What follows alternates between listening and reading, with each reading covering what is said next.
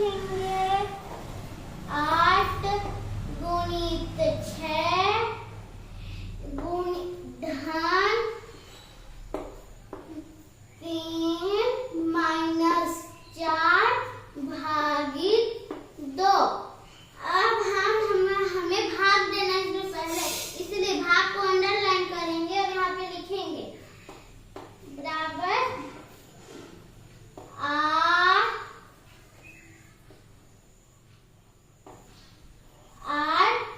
गुणित 6 धन 3 माइनस।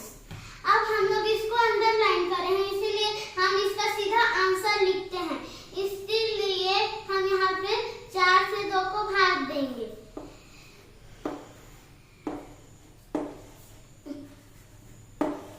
2 दूने 4 ये कर दिया, इसलिए हमारा आंसर 2 है, तो यहाँ पे माइनस 2 रहेगा।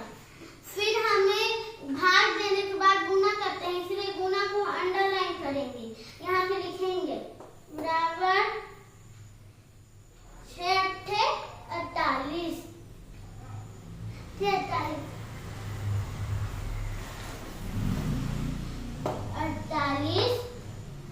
अब हम इसको अंडरलाइन कर चुके हैं और इसका आंसर भी लिख चुके हैं, इसलिए आप धन से शुरू करें।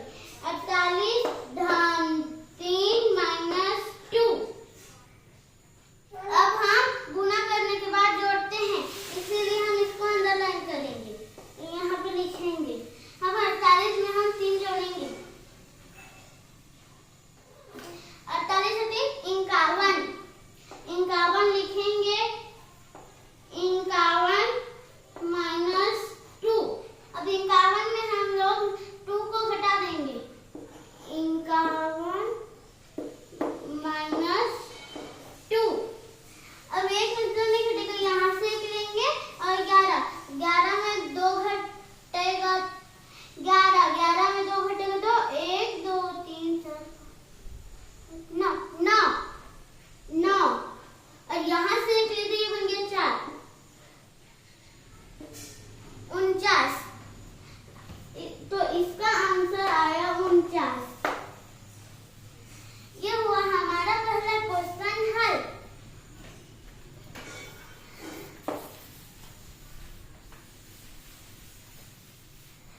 अब हम बनाएंगे दूसरा कोष्टक, दूसरा प्रश्न। दूसरे प्रश्न में कोष्टक है, इसीलिए हम सबसे पहले सबसे छोटा कोष्टक हल करेंगे, तो इसको अंडरलाइन कर देंगे। फिर यहाँ पे लिखेंगे सबसे बड़ा कोष्टक, थोड़ा छोटा कोष्टक,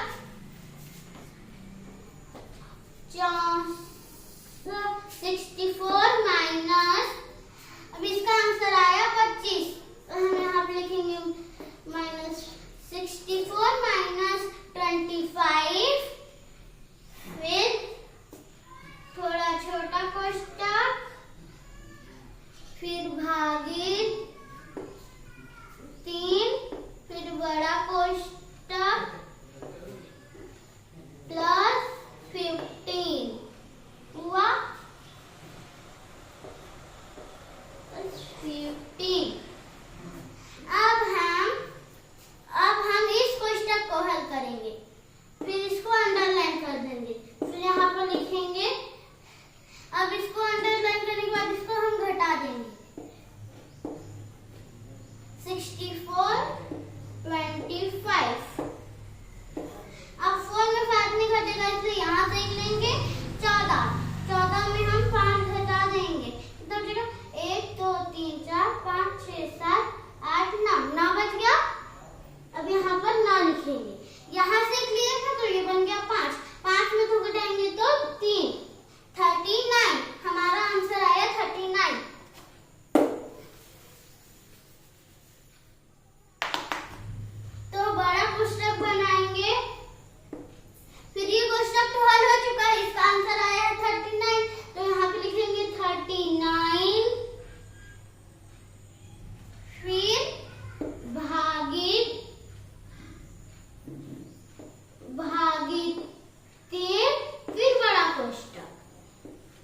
प्लस 15।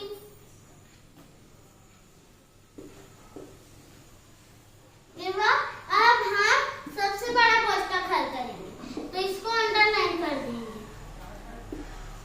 ये लिखेंगे। अब हम इतना का पहाड़ा पढ़ेंगे जितना जिसके त्रिज्या में 39 आए, 39।